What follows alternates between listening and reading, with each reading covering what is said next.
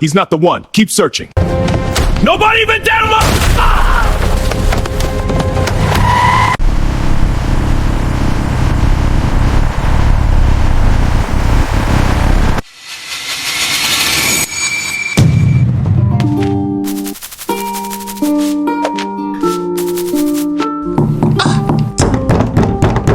Nani anayegonga mlango kwa fujo hiyo?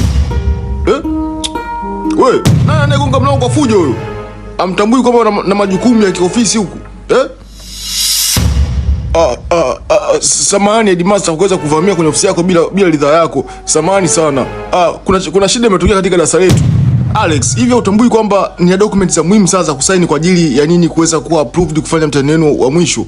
Na kwa nini unaingia kwa fujo hivyo? Ilikuwa ni shida gani hiyo?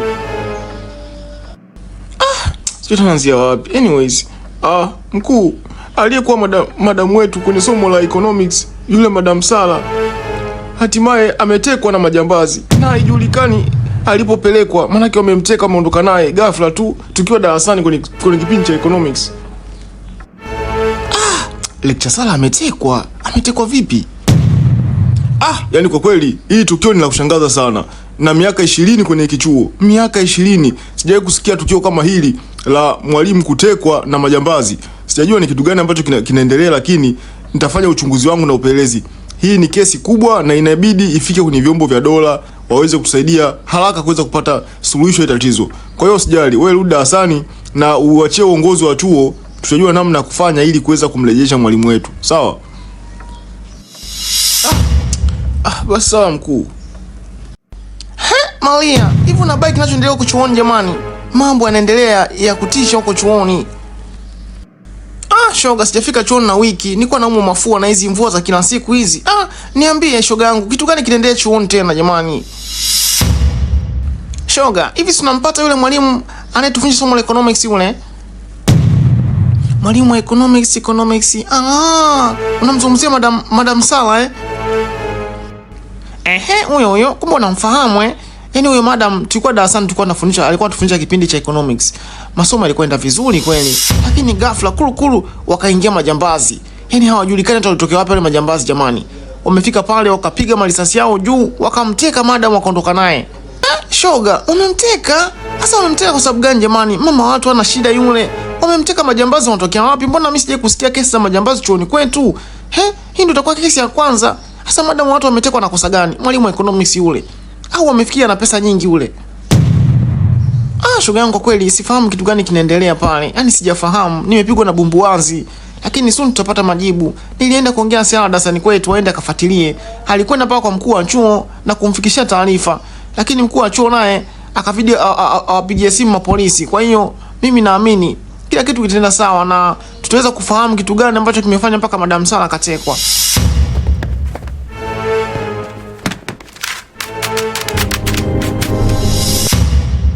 Mkuu, mimi naona kazi yetu ishaimaliza. Manake mhusika ambaye alikuwa anataka kutekwa tushamteka na tumeshamweka mbaroni. Hawezi kwenda sehemu yoyote. Sasa mimi ninavyoona, wewe jaribu kumpigia yule madam, tujue namna gani tunapata pesa yetu sasa hivi hapa.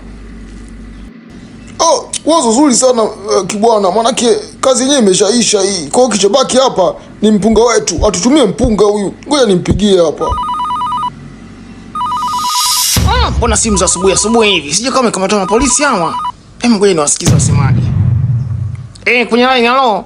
Sasa muelezea, mwambie kazi imekwisha, sasa hivi nataka mpunga wetu hapa, manake muda unakwenda huu. Time is money. Yes madam, tumefanikiwa kumkamata yule madam wa chuoni. Tuko naye hapa mateka. Kwa hiyo tulikuwa tunakuomba uje ile eneo tulipokutana mara mwisho. Kumbe mmefanikiwa kumkamata.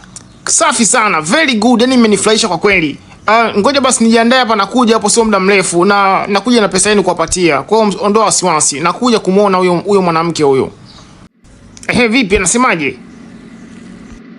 Nishabonga naye rafiki yangu, siwaze. Hapa nilipokuwa naongea naye hapa akaniambia uko njiani anakuja. Kwa hiyo muda sio mrefu atakuwa hapa. Ngoja tumsubirie.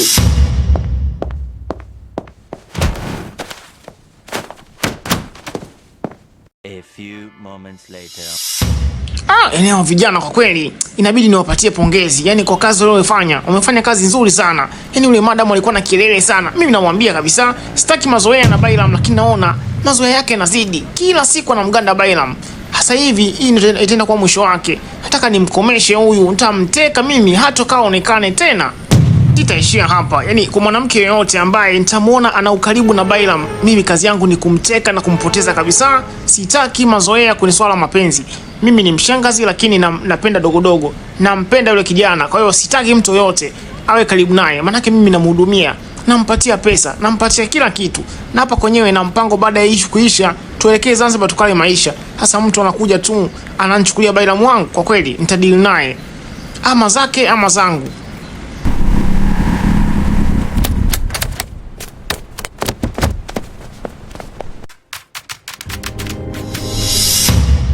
Kama ulivyotupa maelekezo, tumefanikiwa ile kazi, tumemkamata na tumeweza kumteka, tuko naye hapa, na kama unavyomuona hapo tumemfunga na kitambaa. Sasa sijajua maelekezo mengine tunasikiza kutoka kwako. Very nice. Yani kwa kweli imenifurahisha. Yani nyie vijana mnaonekana ni wachapakazi sana. Sijawahi kufanya kazi na watu ambao wako very active kama nyinyi. Kwa kweli mnanipa moyo wa kufanya kazi. Na huyu atakuwa ni mteko wa kwanza. Nitateka wanawake wengi sana ambao mtawaona wana ukaribu na Bayram.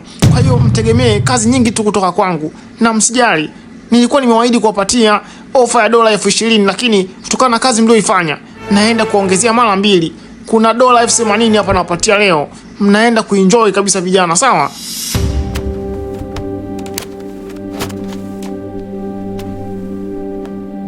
Nashukuru sana madam jamani. $80,000. Yaani sisi tuko tayari kufanya kazi muda wote. Yaani utuambie tu sisi unataka tufanye kazi muda gani? Hata kama itakuwa usiku wa manane madam, tukisikia simu yako sisi tunakuwa active. Tunakuja kukusaidia kazi yako. Usijali kabisa.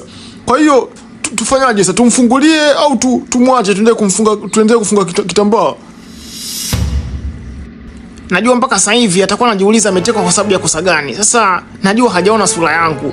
Alikuwa ananisikia tu kwenye bomba. Sasa nataka leo anione nikiwa live.